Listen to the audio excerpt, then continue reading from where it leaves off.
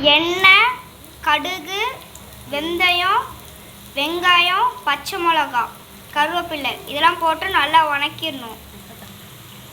அப்புறம் தக்காளி,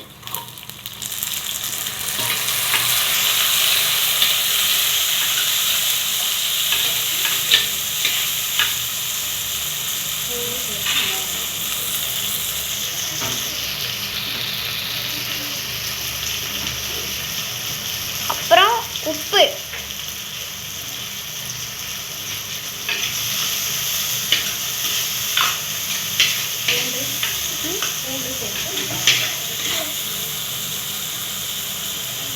அப்புறம் பூண்டு, தேங்காய் கூட கொஞ்சமாக சோம்பு போட்டு நல்லா பேஸ்ட் மாதிரி அரைச்சிக்கணும். தக்காளி, வெங்காயம் நல்லா எல்லாமே இப்போ வணங்கி வச்சு நம்ம அது கூட புளி கரைச்சி வச்சுருக்கோம். ஒரு புளி தண்ணி இதில் சேர்த்துக்கிறோம்.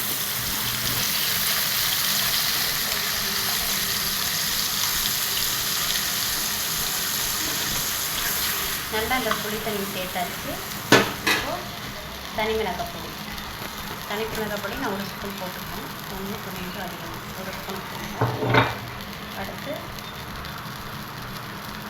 மல்லிப்பூ 2 ஸ்பூன் சேர்த்துக்கிறேன். அப்புறம் கொஞ்சம் மஞ்சள் பொடி, அப்புறம் வீட்டில் அரைச்ச மிளகாய் பொடி அது ஒரு 2 ஸ்பூன் சேர்த்துக்கிறேன். 2 ஸ்பூன் சேர்த்துக்கிறேன். கொஞ்சம் காரமாக மீன் குழம்பு இருந்தால் நல்லாயிருக்கும். நல்லா இதெல்லாம் இந்த புளி தண்ணியோடு சேர்ந்து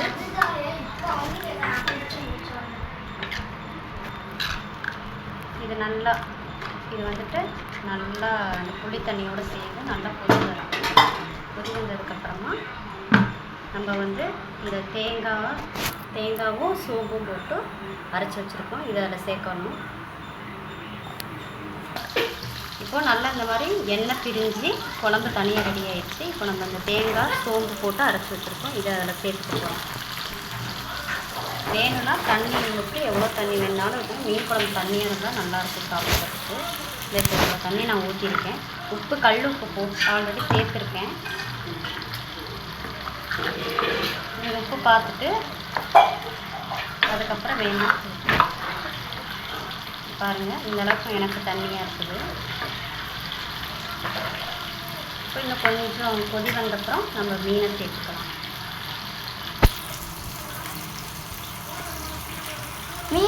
மீன் குழம்பு ரெடி ஆகிட்டு இருக்கு ஃப்ரெண்ட்ஸ். மீன் வறுவலும் ரெடி ஆகிட்டு இருக்கு ஃப்ரெண்ட்ஸ். இப்போது நம்ம பாறை மீன் வாங்கி எடுத்துருக்கோம். இப்போ இந்த பாறை மீனெல்லாம் அதில் சேர்க்க போகிறோம். இந்தளவுக்கு கொதி வரும்போது இந்த மீனை போட்டுடலாம். 1 2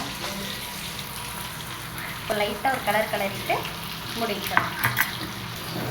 இன்னும் கொஞ்ச நேரம் கொதி வந்தோட்டி மீன் வெந்தோட்டி ஆஃப் பண்ணிடுங்க ஃப்ரெண்ட்ஸ். அடுத்த வீடியோவில் பார்க்கலாம் ஃப்ரெண்ட்ஸ். லைக் பண்ணுங்கள் ஃப்ரெண்ட்ஸ். Bye friends.